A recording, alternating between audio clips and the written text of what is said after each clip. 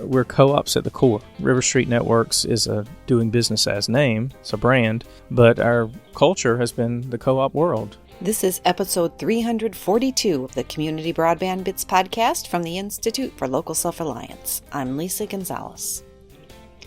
Last week, Christopher and our research associate, Katie Kienbaum, were in North Carolina on a speaking tour to meet with people in the communities of Albemarle, Fuquay-Varina, and Jacksonville. You can read about the community meetings and even watch video from the Jacksonville event at muninetworks.org. While they were there, Christopher had the chance to sit down and talk with Greg Coltrane from RiverStreet Networks. RiverStreet Networks began as an extension of Wilkes Communications. Over the past few years, the cooperative began acquiring smaller companies all over the state as they began to implement their vision of bringing high-quality internet access to rural communities across North Carolina. This past fall, the cooperative merged with Tri-County Telephone Membership, another cooperative, greatly expanding the reach of RiverStreet. Greg and Christopher talk about RiverStreet's plans to bring fiber-to-the-home connectivity to as much of rural North Carolina as possible. They also get into some of the practicalities, such as working with local electric cooperatives and with local governments to help expedite progress and lower costs. Learn more about the cooperative at myriverstreet.net. Now here's Christopher with Greg Coltrane from RiverStreet Networks. Welcome to another episode of the Community Broadband Bits podcast. I'm Chris Mitchell with the Institute for Local Self-Reliance, doing another live interview in North Carolina today from Jacksonville, North Carolina, on the coast by the Marine Base with Greg Coltrane from RiverStreet Networks. I'm just slowly parsing through that to remind myself, you are the VP of Business Development. Yes, that's correct. Yes, because you have a couple of different titles, or you have, and I know that you were very involved with a cooperative that has since joined RiverStreet Networks. But let's start there with the past and talk a little bit about Tri-County Broadband. Yes, that's correct. All yes. right. Yeah, Tri-County Broadband was formed 67 years ago. We were formed out of Tideland EMC, which was called Woodstock Electric at the time. They used USDA funds to build a telephone company in an area that the incumbents didn't want to serve. And just to jump in for a real quick sec, EMC is Electric Membership Cooperative. Right. Yes. That's what they're called in the Carolinas, from what I can tell. That's right. Yeah. So that's kind of where we got started from the beginning. We put in phone service. Over several years, we invested in some TV and video product to serve rural parts of Beaufort, Hyde, and Washington counties in eastern North Carolina. And then, over the last few years, we've morphed into really a broadband company. And so a few years ago, I was having some conversations with a friend in the industry who was running a phone company and a broadband company in the western part of North Carolina called Wilkes Communications, and that was Eric Kramer. Right, a former guest of our show, and we'll link to that in the show page so people could go back if they haven't heard that. But it's an exciting interview. I really enjoyed talking with him about that. And he's really good at telling stories. And he is. We look forward to having him on again, too. For sure. But we just started having some candid conversations about the industry, where things were going. We always navigated to each other when we would go to meetings. We tended to have some of the same visions, and that just naturally took us to discussing partnerships, which later turned into a full-blown merger. So in August of this past year, we merged Tri-County Broadband into Wilkes Communications. And before the merger, Tri-County Broadband, about what was your service territory like in terms of square miles, number of customers, that sort of thing? Yeah, well, I mean, to give you some perspective, we started overbuilding the entire network with fiber, and that was about 355 miles of fiber that we laid in the ground. We served roughly 2,900 to close to 3,000 customers at the time, and we've passed all of those customers now, so they all have fiber to the home. And how were you able to do that? I mean, how did the financing work? Well, we've traditionally always borrowed money through the United States Department of Agriculture. They have a group called the Rural Utility Service, division of the Agricultural Department. And most of the TMCs across the country, when they looked at getting started in the beginning, borrowed, and the interest rates were great, so we just continued to do so. But when the American Recovery and Reinvestment Act was coming around, there was monies placed in there for broadband infrastructure growth across the country. and we decided to bid in that grant loan process, and we were awarded a 75-25 grant loan combination. So we had to pay back 25% of it, but it was really helpful for our membership and for our community. Something of this nature wouldn't have ever happened without that. And so when you were getting the straight loans before the stimulus dollars were around, were you having to go into the more dense areas then? Is that how you had to structure it? Prior to the broadband loan, we were trying to get closer to customers with electronics because we were working on old copper networks. And the only way that you could get faster broadband to them was get closer to them. And so we would build a 5-year plan, do a 5-year pro forma, and we would forecast that into really an engineering model. And we would sit down and decide what we were going to do for the next 5 years. And in turn, we would borrow the money from RUS, and we would draw down funds as needed to pay for the project. And then, of course, we paid that back at a low interest rate over many years. Now, are your operating costs much lower in areas where you're operating on the fiber now as opposed to when you were operating on the copper? Yes, actually they are. And some statistics show that fiber uses 60% less electricity to manage the customers. We also have a whole lot less trouble, repeat trouble calls for fiber to the home customers. It's really just a resilient service. It's remarkable. It's almost magical how it works. Well, that's one of the things I feel like people don't always appreciate when they're talking about how fiber costs so much, we can't get it to all the rural areas, is that by not using fiber, we may be fooling ourselves because of the higher operating costs that may be involved, even as we're delivering an inferior product. That's true. The problem is that you've got this capital outlay that you put out here in this network, and even though it makes sense to take it and trade it in for something newer, the cost associated with putting that fiber in is still real cost. And so you upgrade customers to a superior network that's by far superior to what they've had, which is really kind of laying the ground floor for years to come, but you're not increasing any revenue stream. And so it's a bit of a juggernaut, if you will, because you go and you spend anywhere from $30,000 to $50,000 a mile, depending on the municipalities that you're having to work around, or whether you're going through rough terrain like mountains or rock, stuff like that, to serve only a few customers, 6 or 7 customers per mile. So it makes it really complicated. And then you're not making any additional revenue when you switch them over to this product. Right. When you're working with in areas where the electric membership corporation, where they are, where they have the electricity, are you going on the poles? Are you burying? Is there a combination? Well, in certain parts of our network where the earth is just not very penetrable, we will utilize poles and hang on the poles.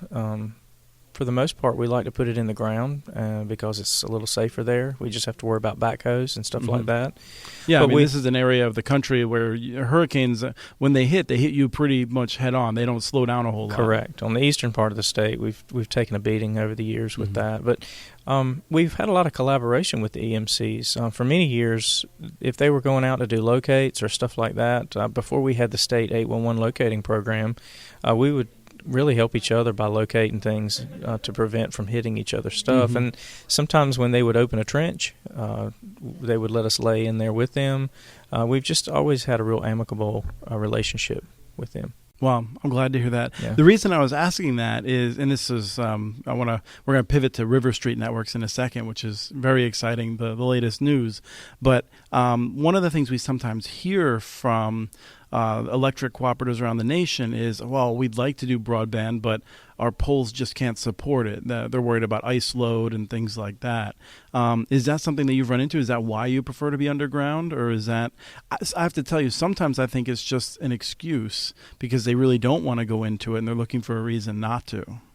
Well, I mean, obviously, if you have ice on lines that's going to tear them down, it's going to be a lot more trouble if somebody else's facilities are in your way. And, that could be kind of thrown the other way towards us. We would be trying to repair stuff, and they could be in our way. But we've not really noticed that. Most of the co-ops that we've had to deal with where we've had pole attachments have been fairly easy to work with. And so I can't say that we've had any huge complaints there. Okay. That's good to hear because every region has its own peculiarities. It is. And, if you go out there and get on the internet and start reading, you'll notice that not all co-ops play well together. They've Right. got different politics going on.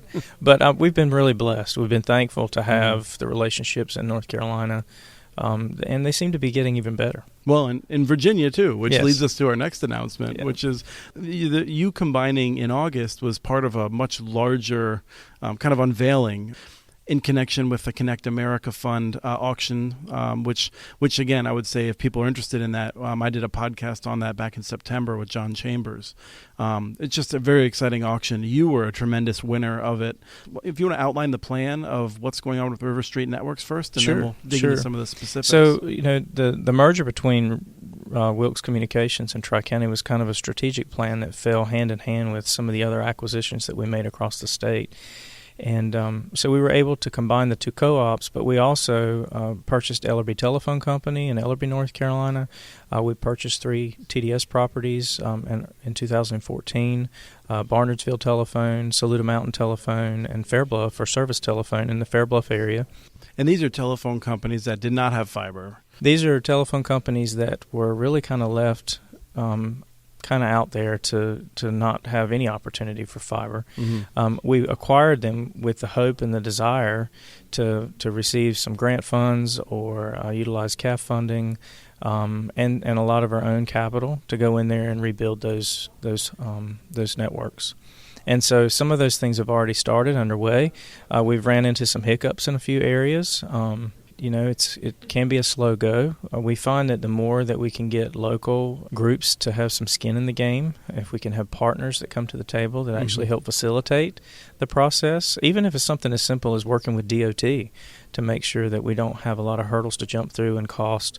Department of Transportation are helpful, yes. And so we acquired these companies. We also reached out to a telephone company in Virginia in Pittsylvania County and People's Mutual Telephone Company, and we were able to acquire that through Consolidated, which was the owning company for that. And so we've added that to the family of RiverStreet Networks. Mm-hmm. There's a company in Danville in Pittsylvania County as well. We've talked with Jason Gray many times over the years, followed Danville, an early open access pioneer, and Gamewood, the company that had operated on their network, really doing a tremendous service for local businesses there. They're now RiverStreet Networks, right? Yeah, that open access network in Danville is really a cool thing. And our property, Gamewood Technologies, has been selling broadband service on that to customers for quite a while now. Mm-hmm. We also have the means to do security and home surveillance. We do hosted voice telephone systems, and that's basically phone systems that work over the internet, and it's a lot easier than the old school way of doing hosted phone systems in business offices. Many more features and flexibility. But we've been doing that for some time. And we also have a relationship with King and Queen County, which is in kind of the northern part of Virginia as you're heading towards D.C.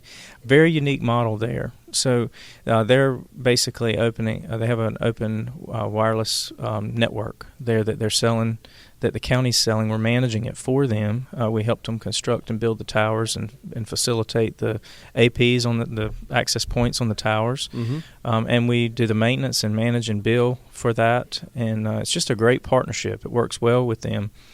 But all of these were strategic acquisitions to give us expertise and experience in a lot of different things so that we can basically funnel that back through our machine and our processes and come up with a good conceptual idea of how we can reach these rural areas that nobody else wants to go to. And so if you've got all these ideas and you've got all these people that are doing these things, it makes it a lot easier to bring everybody to the table and say, hey, look, we've got a real complicated area. It's very rural. We've got the following vertical assets. We've got the following fiber assets. Now let's figure out how we can get connected to them, and then we can serve those areas, which takes us to our next step of our exciting process, which is a partnership with the North Carolina Electric Membership Cooperatives. Right, and so there's about 26 of them, and they cover the majority of territory of North Carolina. So there's a lot of reach there. They do, and they're rural, and they also are co-ops. Mm-hmm. And we're co-ops at the core. RiverStreet Networks is a doing business as name. It's a brand, but our culture has been the co-op world. And if I could explain that to your listeners a little bit better, if you're a co-op, you're owned by your membership. So if you make money at the end of the year, you pay it back in dividends to your members, or you spend it in capital expenditures to grow the network even more. Sure. And so, one of the things that we've tried to do is to take the efforts that we've had and spread them out and share that in a way to reach more people that are underserved. And it's worked well for us. That's the same thing that the EMCs have done from a power standpoint. Mm-hmm. And so we had a kind of a symbiotic relationship with them. So as we started talking further with them, it made too much sense for us not to talk further about how we could share assets, share resources, share knowledge. We have a lot of experience. We have about 140 employees, and so we can bring resources to the table to have a network operations center, to have technical support, to have full-blown engineering. We have a production studio. We have the ability to tell the story. Yeah, in fact, you brought your production studio to us in a limited extent in Albemarle. Absolutely. 2 nights ago as we were recording this. Great and that video is going to be up thanks to you and Adam. Adam, right. And Adam says that he travels all over the place, doing productions like that. Yeah, they're excellent. The team at Wilkes and RiverStreet is by far the best. I've never had such enjoyment as getting to know these people and seeing the passion it runs throughout the company. It's great. So let's talk a little bit about North Carolina then. So one of the things that I know that you've talked about is that the cities and counties are a bit limited in how they can work with you.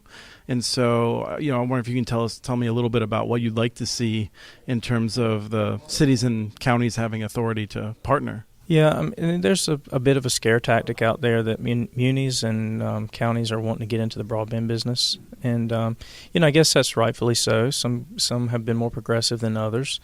Our conversations with most of the municipalities and counties in North Carolina, we have found they just want to be a facilitator and trying to help make it happen. So there's room for some change in the law. There's room for us to re-examine what's available, and if there are assets that can be utilized for a company to come in and lease those assets so that they can reach further out into the community, it really kind of helps cut down on the substantial cost. I mean, it's a heavy lift to come into these communities and replow and reconstruct fiber throughout very small rural areas. And so if you can use the assets that are already in place to connect to get closer to those customers, it really cuts the cost down substantially. So let's talk about that briefly. If you could, I was just thinking of the ants with the fungus that takes over their brains. Like, if you could take over the county, and the county had full authority to do whatever it wanted, would you prefer dark fiber leases, or would you prefer just conduit where you could do whatever you wanted with it? Obviously, if the fiber's there, a dark fiber lease would be better because you wouldn't have that additional cost to put the fiber in. You could set up an agreement where you lease per mile of fiber through that town or through that county. That would be the best. But, if there's conduit there, that's also huge savings. Well, the reason I ask is because sometimes I've heard that ISPs think, I'd like to lease dark fiber, but if there's 10 strands available or something, what kind of strands? Do you need a lot of strands available for the way you build them, or do you just adapt to whatever you have available? Well, we try to be very nimble and adapt to whatever's available. However, we can do pretty much what we need to do with 2 strands of fiber, especially if there's some kind of a ring architecture. That's not always a real-world scheduled approach because there's not always rings out there so that you've got redundant protection in a ring. We make the best with whatever's available. Sure. It just takes a bunch of people to kind of look outside the box and say, hey, I like the way you think. We've got these assets here. We've got a quadrant of our community over here that's completely unreached and unserved, and we've got these assets here. It seems wrong not to say from a political standpoint, no, they can't be allowed to use that when it would offer relief in a hurry. So you've been, these companies that RiverStreet has bought, they're spread all over the state. I feel like you've had a sense of all the different areas in North Carolina. Are we going to be able to get fiber out to everyone eventually? I think with the smart folks in North Carolina, we can do that. But it takes our politicians making some changes. It takes people thinking outside the box. It takes everybody coming together in the room. One of the talking points I used in one of our sessions was creating broadband subcommittees within counties, getting that grassroots approach, having the county commissioners establish a lead person and saying, hey, go out in the community, find some anchor people, and let's get the conversation rolling. Y'all start having meetings and start making recommendations to the commissioners, and we'll listen. Mm-hmm. That's a great first step. And we've had the opportunity to work with some counties where we come in and they have a broadband subcommittee. Warren County in North Carolina had a great broadband subcommittee. Really, really cool people, great people thinking outside of the box. We were able to engage with them as a provider and find out what the desires of the community was, and then put together a plan and bring it before the county commissioners. And that's what we're finding. It seems to be a very good avenue to work through the counties. Yeah, well, I love that you've brought that up in each of our meetings, because that's one of the things I wanted to happen, and I didn't fit it into my remarks, but I felt like you were just cleaning up for me. No problem at all. No problem. Well, thank you, Greg, for coming on the show, and I've been wanting to get you on here since I met you in Durham last year. Yeah. And it's a pleasure to have spent 3 nights with you. That was Christopher and Greg Coltrane from RiverStreet Networks talking at the recent Let's Connect meetings in North Carolina. We have transcripts for this and other podcasts available at muninetworks.org/broadbandbits. Email us at podcast@muninetworks.org with your ideas for the show. Follow Chris on Twitter. His handle is @CommunityNets. Follow muninetworks.org stories on Twitter. The handle is @muninetworks. Subscribe to this podcast and the other podcasts from ILSR, Building Local Power, and the Local Energy Rules podcast. You can access them anywhere you get your podcasts. Don't miss out on our original research from all our initiatives. Subscribe to our monthly newsletter at ilsr.org, and while you're there, please take a moment to donate. Thank you to Arnie Huseby for the song Warm Duck Shuffle, licensed through Creative Commons, and thank you for listening to episode 342 of the Community Broadband Bits podcast.